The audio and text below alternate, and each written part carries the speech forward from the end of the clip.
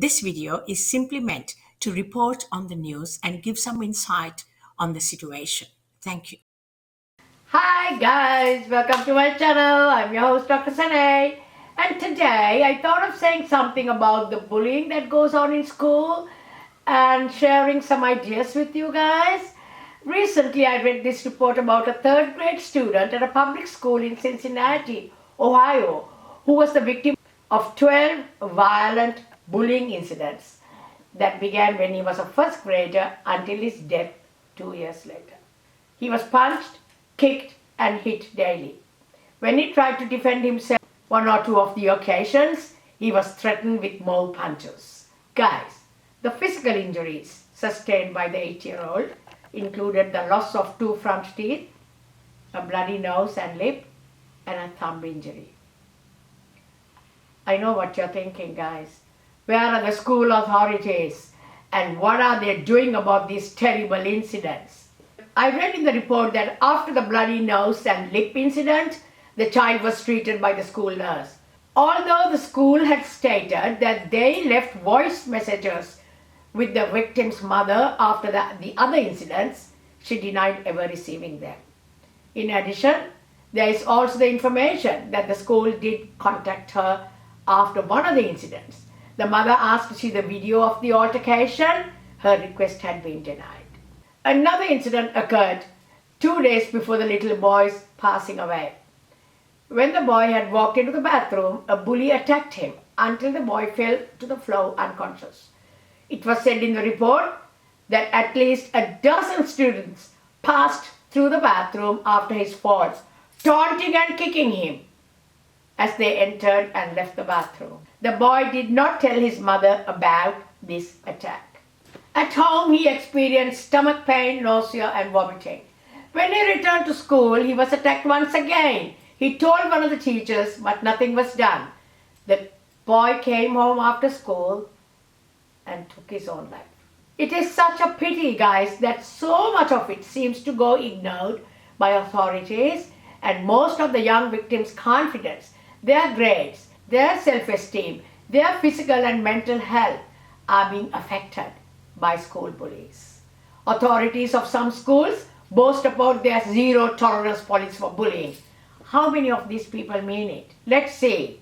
Let's look at a few incidents in Australia. I know of stories where severe distress and pain caused by bullies on their victims, and how authorities have asked the victims just ignore the bully. Zero tolerance. A 14-year-old girl from the Northern Territory of Australia, Amy Everett, took her own life in 2018 due to a ruthless cyberbullying campaign run by her mates.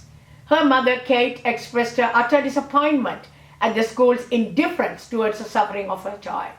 In a private school in Perth, Western Australia, a suburb about 15 minutes south from the city, a 13-year-old boy was bullied so badly in 2014, he resorted to self-harm.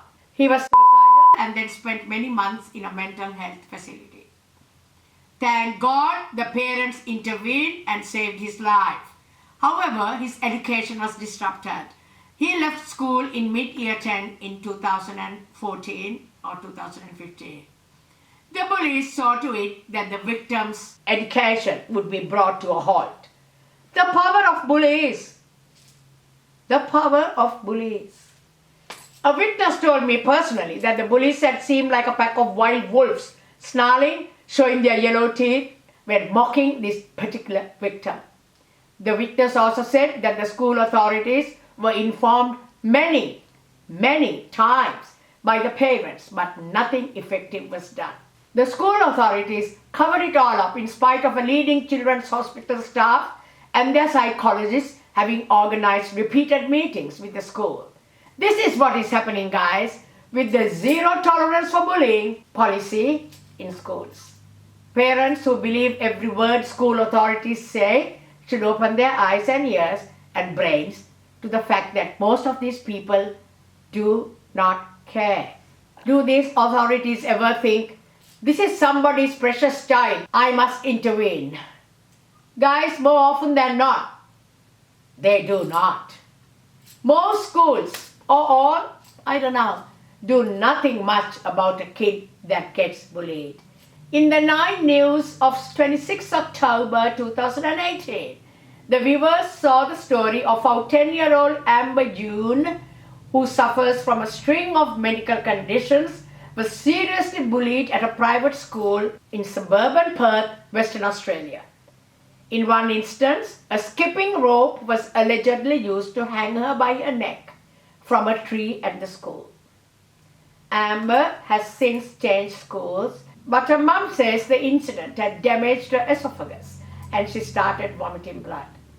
In an article in skidspot.com.au, a shocking case of Australian schools bullying epidemic is revealed by a Queensland man who shared his heartbreaking photo of his little brother, just 12 years old, who says attempted to take his own life in response to alleged attacks from bullies at his high school. He explained that the school had done nothing to help.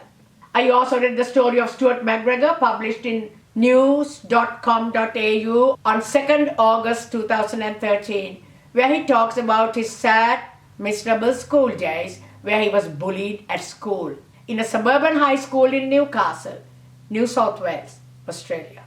Stuart's heart-wrenching story talks about how he was beaten daily and how his bag was thrown out of the school bus many times. In the article he says, I was afraid to go to the toilet at school for fear of my head being flushed. Blue loo tastes as awful as it looks and smells.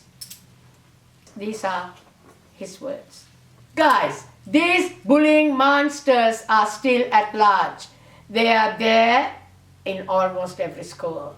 The teachers had been of no help. Then there is the case of John, who spoke to me personally. Names have been changed to protect our privacy, who attended a leading government school in a West Australian suburb. He was called names, beaten up on a daily basis at school. He's a 23-year-old carpenter today. He said that he had started to experience physical illnesses in reaction to the cruelties he had to endure at school. He had complained to the teachers many times. So had his parents. The school authorities had promised to deal with it and never did.